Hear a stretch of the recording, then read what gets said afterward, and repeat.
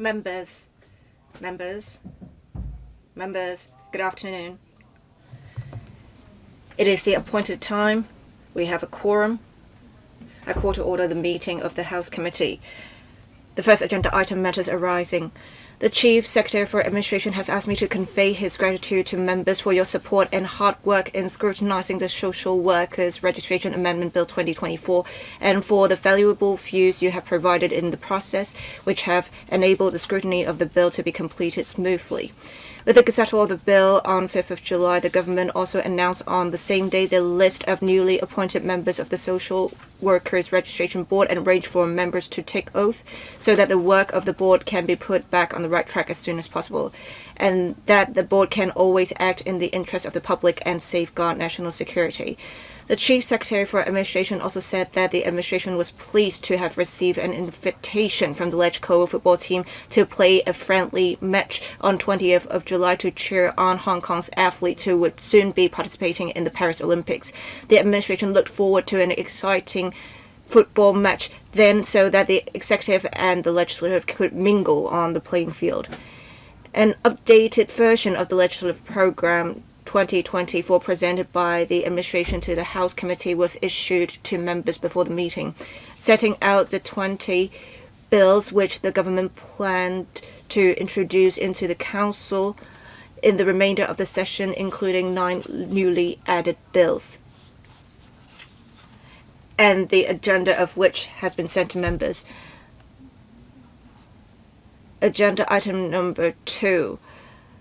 Legal Service Division reports on bills and subsidiary legislation. There are 2 bills on today's agenda that are referred to the House Committee in accordance with Rule 54(4) of the Rules of Procedure. 1. Fire Safety in Buildings Amendment Bill 2024, LC paper number LS46/2024. Legal advisor, please brief members on the bill. Thank you, Chair. The bill seeks to amend the Fire Safety Buildings Ordinance, Chapter 572, to empower the enforcement authorities to carry out fire safety improvement works for owners of certain buildings who fail to comply with fire safety directions or fire safety compliance orders, and to provide for the recovery of costs for carrying out those works and related surcharges. The bill also seeks to provide for, in the land registry, the registration of the directions, and increase the penalty level for failing to comply with the directions or orders. The details. Please refer to paragraphs 4 to 15. The bill, if passed, would come into operation on a date to be appointed by the Secretary for Security by notice published in the Gazette. The panel of security was consulted in September 2021, July 2022, and December 2023. Members supported the legislative proposal but expressed various concerns. The LSD is scrutinizing the legal and drafting aspects of the bill. As the bill seeks to introduce a statutory scheme to enhance compliance of the modern fire safety standards by certain target buildings, members may wish to form a bills committee to study the bill in detail. That's it for my report, Chair.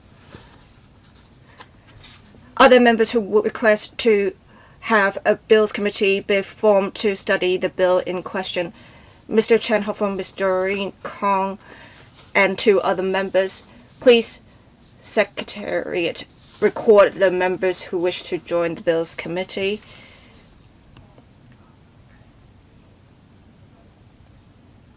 Two, shipping legislation, use of fuels and miscellaneous amendments Bill 2024, LC paper number LS47/2024. Legal advisor, please brief members on the bill. Thank you, Chair. The bill seeks to amend certain shipping legislation to facilitate and regulate the use of certain types of fuels by vessels. The major amendments include empowering the Secretary for Transport and Logistics to make regulations for giving effect to certain international agreements that are applicable to Hong Kong, to allow for new fuels to be used, as well as for certain vessels of tonnage can lie alongside another vessel for the purpose of bunkering. Please refer to paragraphs 4 to 14 for details. The bill is to come into operation if passed on a date to be appointed by the Secretary for Transport and Logistics by notice published in the Gazette. The panel on economic development was briefed on the proposal on 6th of February 2024. The LSD has some issues raised in paragraph 10. Subject to members' views on the matter as stated in paragraph 10 of the report, no difficulties relating to the legal and drafting aspects of the bill have been identified. Members may consider whether it is necessary to form a bills committee to study the policy aspect of the bill. That's it for my report, Chair. Thank you. Other members who request that a bills committee be formed to study the bill in question: Ms. Doreen Kong, Mr. Tommy Chung, on behalf of Mr. Frankie Yik, as well as another member. Secretary, please record the members who wish to have a bills committee formed. Thank you. Subsidiary legislation. There are 10 items of subsidiary legislation to be dealt with at this meeting. Subsidiary legislation gazetted on 5th of July, LC paper number LS48/2024. Legal advisor, please brief members on the report. Thank you, Chair. LN 108 amends Item 2 of the Schedule to the Declaration of Mental Hospital Consolidation Order, Chapter 136B, to include the following floors: relevant floors of the Kwai Chung Hospital in the declaration of the Kwai Chung Psychiatric Observation Unit as a mental hospital, and consequently reorganize Item 2 of the Schedule. The panel on health services was consulted on 12th of April 2024. Members of panel raised no objection to the legislative proposal. The order is to come into operation on 24th of October 2024. Thank you. Are there members who request that a subcommittee be formed to study the item of subsidiary legislation? All right, none, please proceed. Thank you, Chair. For 7 items of subsidiary legislation, I will now make a report. For LN 109 to 113, they are about the small claims tribunal's use of the ICMS Integrated Court Case Management System to handle court-related documents and payments electronically. That would include empowering the Small Claims Tribunal to make use of e-system, a designated information system, as well as e-payments for payments payable. LN 114 is to amend Court Proceedings Electronic Technology District Court Electronic Fees Rules and the Court Proceedings Electronic Technology Magistrates Courts Electronic Fees Rules to provide for e-fee payable for applications and a concession for e-fee. LN 115 would involve minor textual amendments.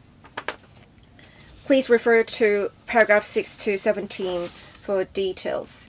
The Judiciary has submitted an information paper to the panel on administration of justice and legal services. No member raised any issues relating to the legislative proposals. LN 109 to LN 115 are to come into operation on 31st of October 2024. That's it for my report. Thank you, Chair. Are there any members who request that a subcommittee be formed to study the items of subsidiary legislation? None? Thank you. Please proceed, legal advisor. Thank you, Chair. LN 116 Electronic Traffic Enforcement Miscellaneous Amendments Ordinance 2024 would have appointed 18th of November 2024 as the date on which Part 1, Sections 53, 61, 62, 63, 64, and Parts 7 and 8 of the 2024 ordinance to come into operation.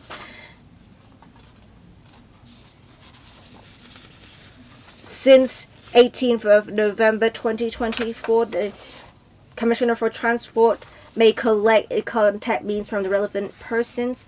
They can also ask the relevant persons to produce proof and the commissioner should be notified if any changes occur to such particulars. The LSC has scrutinized the notice. No legal or drafting issues were identified. Thank you, Chair.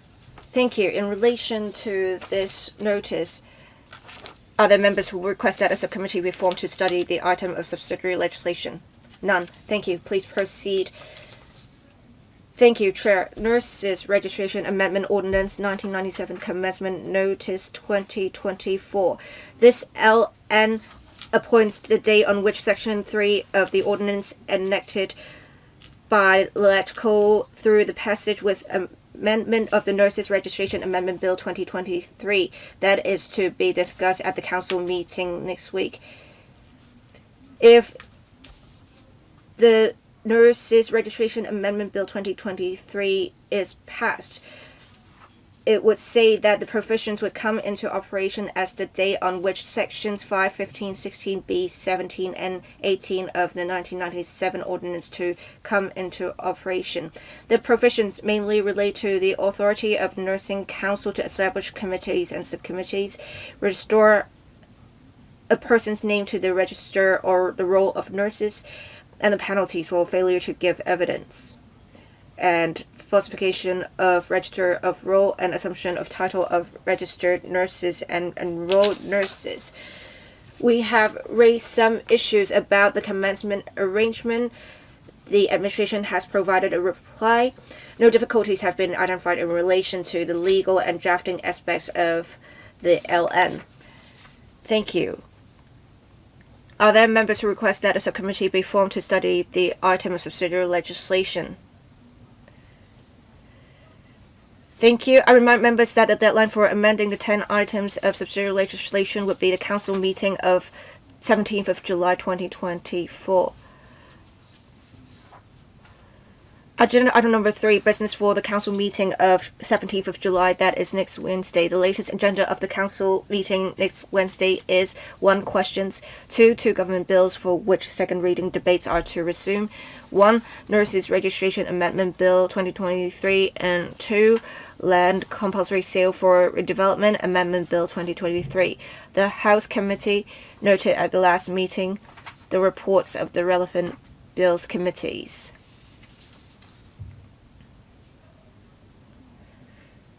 Following that, there will be the debates of 2 members' motions without legislative effect sending over from the last council meeting. That is, 1 motion on developing local vocational and professional education and training to be moved by Mr. Dennis Leung, and 2 motion on actively developing land and optimizing land use to promote the development of the economy and industries to be moved by Mr. Tony Tse.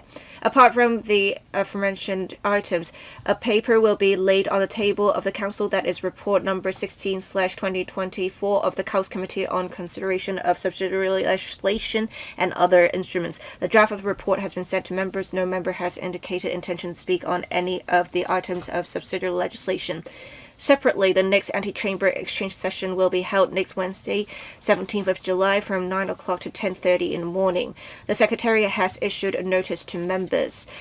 The Secretary for Justice will lead relevant officials, including the Secretary for Commerce and Economic Development, the Undersecretary for Financial Services and the Treasury, and the Undersecretary for Innovation, Technology and Industry to exchange views with members on that day. The theme of this exchange session is Hong Kong's participation in and contribution to the Belt and Road Initiative, giving full play to the advantages of the common law system. Members are invited to reserve time to attend the session.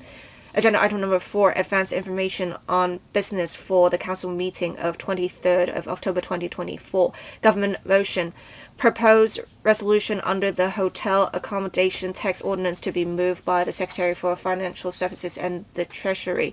The resolution is about the proposed resumption of the collection of tax on hotel accommodation charges, HAT. Legal advisor, please brief members on the proposed resolution. Thank you, Chair. The resolution seeks to amend Schedule to Chapter 348, that is Hotel Accommodation Tax Ordinance, to adjust the rate of HAT from 0% to 3% with effect from 1st of January 2025 to give effect to the proposal in the 2024-25 budget. Members can refer to paragraphs 1 to 4 for details of the arrangement. The panel on financial affairs was not consulted. No difficulties relating to the legal and drafting aspects of the proposed resolution have been identified. That's it for my report. Thank you, Chair. Thank you. Are there members who request that a subcommittee be formed to study the proposed resolution? Please raise your hands if you do. All right. None?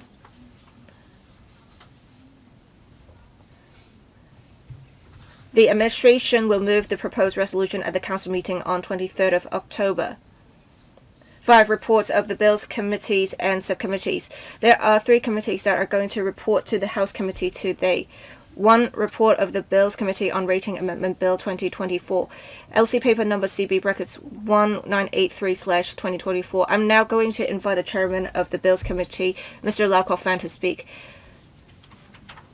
Thank you, Chair. The main purpose of the Rating Amendment Bill 2024 is to implement a progressive rating system for domestic tenements and to make related amendments.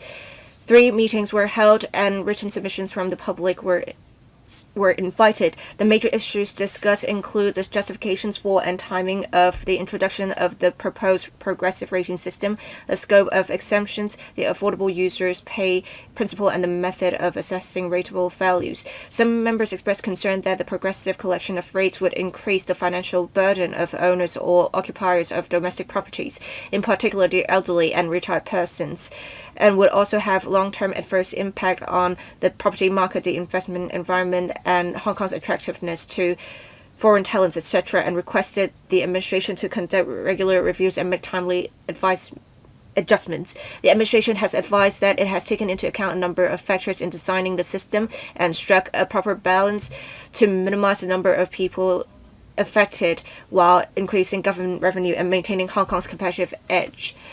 The Bills Committee has completed scrutiny of the bill. Neither the committee nor the administration will propose CSAs to the bill. The committee has no objection to the administration's plan to resume the second reading debate on the bill at the council meeting of 16th of October. Members may wish to note the details of the deliberations of the Bills Committee as set out in the written report. Thank you, Mr. Lau Kok-fan.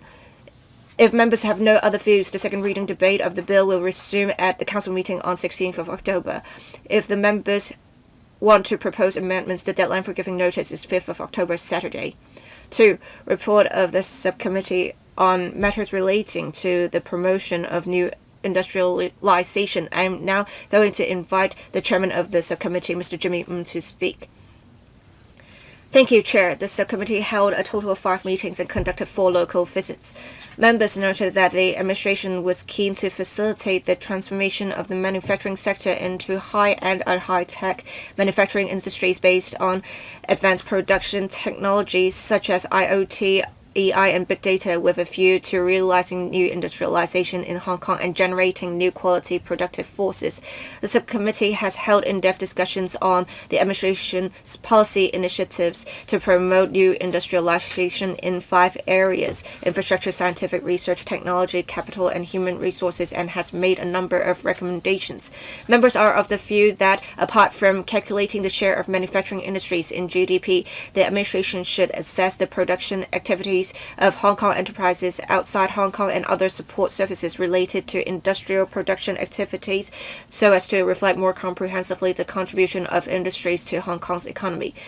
Members pointed out that the premise of development of new industrialization would be the availability of suitable land. In this connection, members urged the administration to formulate comprehensive policy and plans on the supply of industrial land, including the use of factory buildings which had not been revitalized into offices for the promotion of new industrialization.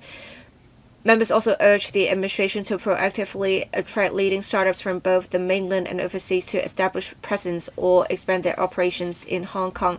The administration was also urged to step up its efforts in assisting Hong Kong's traditional manufacturing industries in upgrading and transforming. In addition, members expressed concern about the lack of talents for promoting new industrialization in Hong Kong and urged the administration to actively attract talents from the mainland and overseas to come to Hong Kong. At the same time, nurture more talents, local talents in innovation and technology, and help local low and middle skilled workers upskill. In addition, members suggested that the administration should deepen the cooperation in R&D between Hong Kong and the mainland, in particular to promote the complementary advantages of the manufacturing industries in Hong Kong and Guangdong, and to establish a matching and cooperation mechanism. The subcommittee has completed its work, and the House Committee is invited to note its deliberations and recommendations as set out in the paper. Thank you. Please note the report submitted by the subcommittee. Report number 3, report of the subcommittee on matters relating to the development of the Northern Metropolis. I now invite Mr. Edward Lau, chairman of the subcommittee, to speak. Thank you, Madam Chair. The subcommittee has held 10 meetings and conducted 3 duty visits to Shenzhen. Members noted that the administration is committed to developing the northern part of the new territories into a metropolitan area ideal for people to live, work, and travel under the Northern Metropolis Development Strategy. The subcommittee had detailed discussions on issues related to the development of the Northern Metropolis, including the implementation of land development, transport and logistics, I&T development, post-secondary education, ecological conservation, tourism development, and clearance arrangement. The subcommittee has made a number of suggestions regarding these topics to the administration. In close proximity to Shenzhen, Santinople is the focus of the development of the Northern Metropolis. Members urged the administration to introduce cross-boundary policies to facilitate cross-boundary innovative elements, including the flow of talent, materials, and technologies, in order to promote more intensive collaboration in I&T development. The administration will reserve land in the Northern Metropolis for post-secondary institutions to develop a Northern Metropolis University town. Members have suggested that the administration should develop it into a R&D and technology transfer base supporting the area, and encourage post-secondary institutions to strengthen collaboration with renowned mainland and overseas institutions, and create synergies through sharing resources and enhancing collaboration with industries in the area. On the administration's industry-led approach to develop the Northern Metropolis, members have suggested drawing reference from the mainland to explore the mode of large-scale land disposal to facilitate a more coordinated design for the development of local districts and expediting the provision of public facilities. Members urged the administration to closely monitor future changes in market demand and development trend of Hong Kong and other GBA cities in order to suitably adjust and expand the types of industries worthy of promotion in the Northern Metropolis. The subcommittee has completed the work. Please note the report. Please note the report of the subcommittee. These 2 reports of the subcommittee on policy issues will be submitted to the Chief Secretary for Administration for consideration by the administration. Agenda item number 6. Position on Bills Committee and Subcommittees. As at the 11th of July, Thursday, there were in action 4 Bills Committee, one of which had to work beyond 3 months of the start of the scrutiny of the bill, 9 subcommittees under the House Committee, 3 subcommittees on policy issues under panels. On the waiting list, there were 2 subcommittees on policy issues. Agenda item number 7. Panel on Transport's duty visit to Yangtze River Delta region. I now invite Chairman of the panel, Dr. Ben Chen, to speak. Madam Chair, the panel on transport proposed to conduct a duty visit to the Yangtze River Delta region, including Shanghai, Suzhou, and Hangzhou, to learn more about the development and application of new energy and intelligent connected vehicles and autonomous vehicles, as well as to conduct on-site visits to the intelligent intersection and the City Brain Operation Command Center between the 10th and the 13th of September. Members of the panel will also take public electric buses in China's first public transport route using hydrogen energy in order to gain an understanding of their operation and development. This is the purpose of the duty visit. So far, 10 members have indicated interest to take part in the duty visit, including 2 who are not members of the panel. The Secretary for Transport and Logistics has already indicated that he would take part in the duty visit. The details of the duty visit are set out in the document. I'd like to ask the House Committee to endorse the proposal. If no members have any views, I will take it members agree and pass this proposal. Any other items? Before retirement, the Secretary General, Kenneth, will attend this House Committee for the last time. On behalf of the House Committee, I thank Kenneth for his dedication and service for the Legislative Council. We overcame a lot of challenges, and we also leverage on technologies to promote the development of the Legislative Council to conduct the work.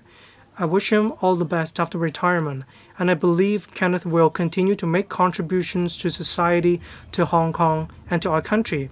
Let's give Kenneth a round of applause. Thank you, Kenneth. At 3 o'clock today, on the ground floor, there will be we're going to support the Hong Kong-China delegation to the Paris Olympic Games. There being no other business, meeting adjourned. At 3 o'clock, see you on the ground floor. Thank you.